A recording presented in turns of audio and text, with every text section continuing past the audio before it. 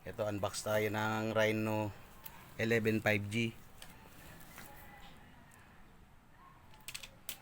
Yan, lalagyan na, bubuksan natin yung SIM card niya para may lagay natin itong Canadian SIM Fido.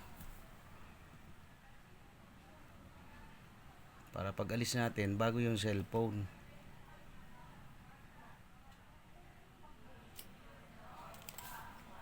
Ilan lang ba? Isa lang? Walang mga ano na ano, tawagin doon yung SD ano, wala na. Malaki ba yan, te? Sige, tanggalin mo na yan. Nano SIM? Pinakamaliit. Pinakamaliit yata. Ayun.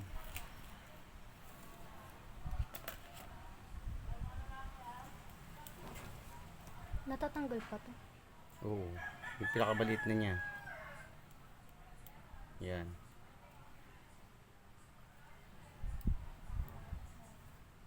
Pa sa kabila.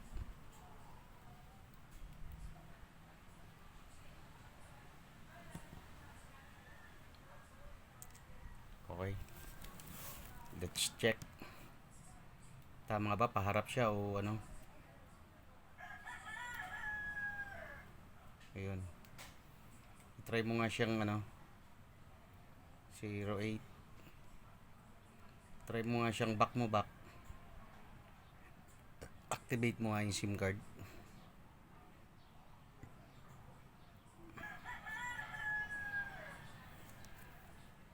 Yun, kaya pala yan, pwede mo ng 5G. 5G ano? Pumasok na ba yung number? Check mo.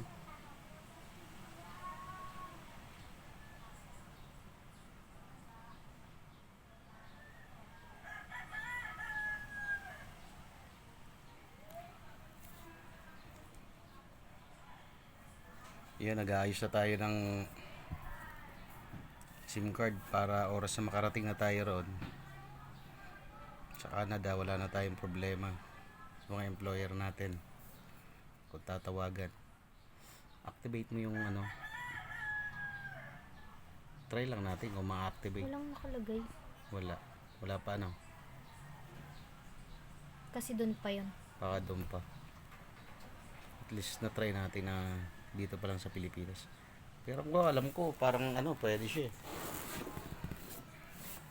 Sige, okay lang.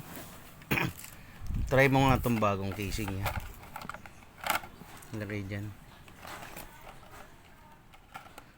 Compatible ba yan?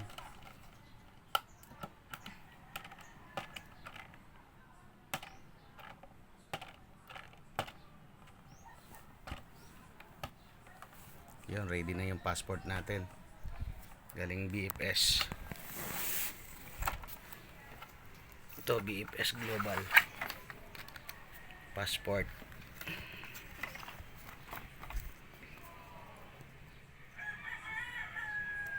Passport. Ito. Yung visa. Yan. Yun na yung visa natin. Okay. Try mo nga yung compete siya dyan.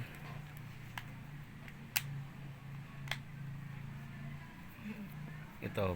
Check mo. Kagaya ng Rhino 5 eh. Di maganda yung lapat ng camera. Nagasgas yung kay mama mo. Ito ba? Check mo. Ganyan. Okay naman siya. Pwede na yan. Ito, nakapag-insert na tayo ng Canadian Visa Fido. Ngayon, di natin ma-activate dito. Nasa Pilipinas pa tayo. Pero check tayo. Sige, okay. Thank you.